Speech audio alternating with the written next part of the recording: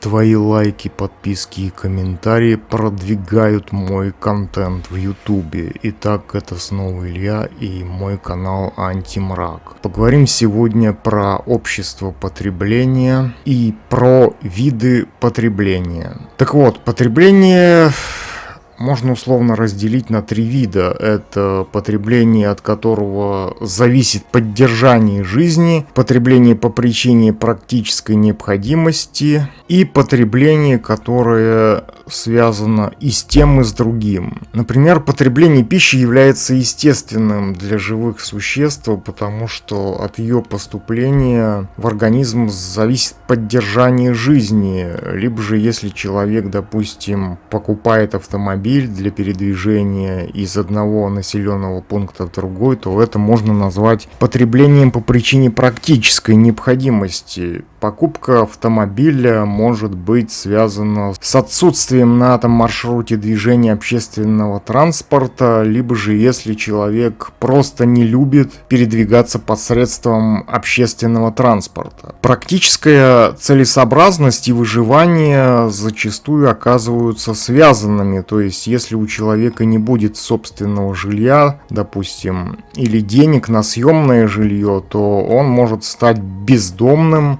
и это в последующем может привести к усугублению ряда факторов, связанных, например, с ухудшением здоровья по причине жизни на улице, допустим, в холодное время года. То есть выживание может зависеть и от не связанных напрямую с практической необходимостью приобретения того же самого жилья. Например, бездомный в каком-нибудь штате Флорида может жить зимой на улице, и он выживет по причине того, что там как круглый год тепло. Бездомный же, допустим, в каком-нибудь регионе России зимой на улице просто замерзнет в течение часа. То есть в некоторых случаях, в зависимости от условий, приобретение или аренда жилья является предметом жизненно важной необходимости, которая непосредственно связана с вопросом выживания. То есть в некоторых случаях практическая необходимость является следствием вопросов выживания. И чем жестче климатические условия, тем в большей степени вопрос наличия, допустим, того же самого жилья является предметом выживания. То есть практическая необходимость возникает тогда, когда все базовые потребности удовлетворены, то есть человек становится над своими потребностями как существа биологического. Он начинает что-либо изобретать. Например, люди изобретают корабли, самолеты, и в этом случае становится возможным обмен знаниями и товарами между различными регионами мира. То есть по мере технического развития у людей возникают новые потребности, уже не связанные с выживанием, потому что их базовые потребности полностью удовлетворены. Появление интернета как новой потребности. Например, интернет изначально задумывался с военной целью, но когда компьютеры стали общедоступными, и сам интернет неизбежно превратился в информационное пристанище множества потребителей, то есть его пользователей. И с того момента, когда интернет стал гражданской массовой технологией, у людей сформировался новый вид потребности. Это потребность в информации. Заметьте, что я не говорю об иррациональном потреблении информации. Я говорю о потреблении информации как о том, что стало обыденной потребностью человека. Я не говорю о потреблении информации как о чем-либо иррациональном в данном случае, потому что если человек изначально руководствуется иррациональным побуждением, то и о дальнейшем иррациональном потреблении говорить было бы глупо. Например, потребление пищи может быть вызвано как физиологической необходимостью, так и с зависимостью, допустим, от вкуса, от сахара. Например, многие люди потребляют сладкую газировку, и если понимать под ее составом жидкость, то эта жидкость не утоляет жажду, потому как сахар, который содержится в ней в больших количествах, абсорбирует жидкость в организме.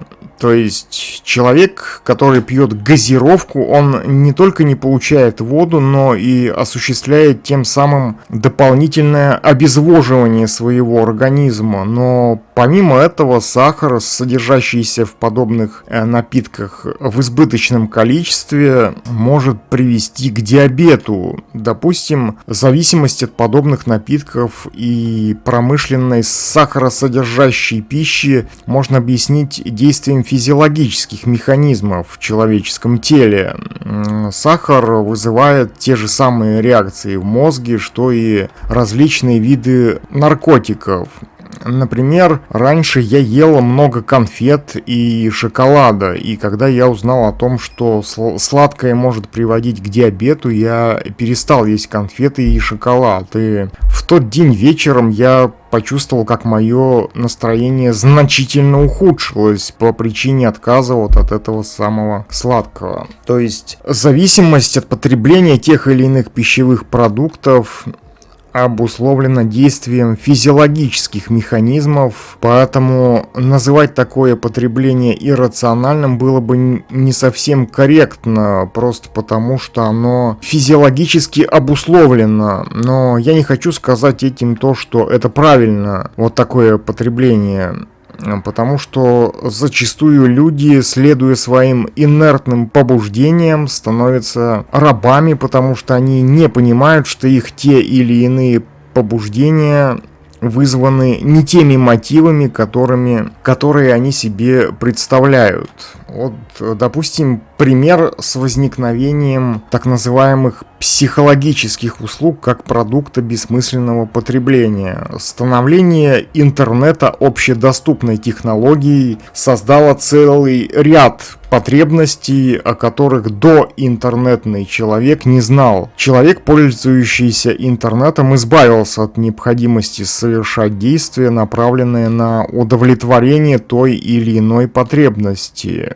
Виртуальная реальность стала для него своего рода альтернативой реальности настоящей, в которой для того, чтобы удовлетворить потребность, нужно как минимум совершить физическое действие. Но с моментом становления интернета массовой технологией еду человек может заказывать через приложение в телефоне, а для удовлетворения половой потребности он заходит на соответствующие сайты.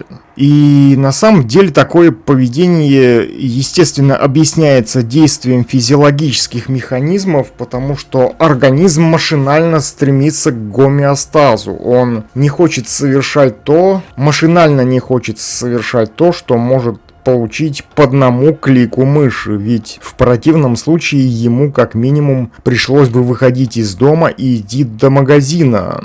А в случае с так называемыми психологическими услугами, то они возникли просто как продукт для пассивного интернет-потребителя, который оправдывает свою пассивность внедренными в его мозги так называемыми психологическими теориями.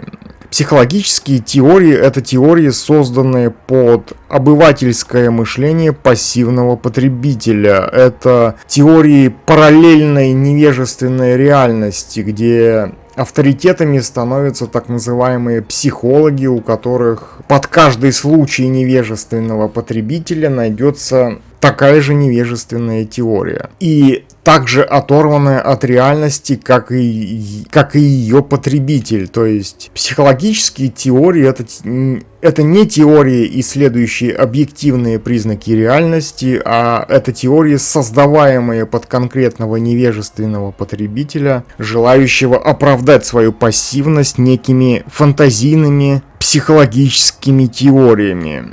Он не хочет ничего делать, что затрагивало бы его реальные сферы жизни, а жаждет оправдывать свою пассивность так называемой недостаточной проработанностью, да, как говорят в сфере вот этих так называемых психологов. И психологическая сфера – это сфера потребления, максимально оторванная от реальности, поэтому такой потребитель поэтому она и является востребованной, ведь человеку ничего не нужно предпринимать для реальных изменений своей собственной жизни. а просто сослаться на то, что он не нашел так называемого своего психолога, как говорят вот в этой психологической среде, да, который расскажет ему про теории, которые не имеют к конкретному человеку вообще никакого отношения. Поэтому человек, пользующийся так называемыми психологическими услугами, это человек, не желающий влиять на свою жизнь посредством своих собственных действий, так как он пользуется так называемыми психологическими услугами для оправдания своих собственных бездействий и своей пассивности. Он хочет сдать в аренду свои мозги такому же невежественному человеку, как и он,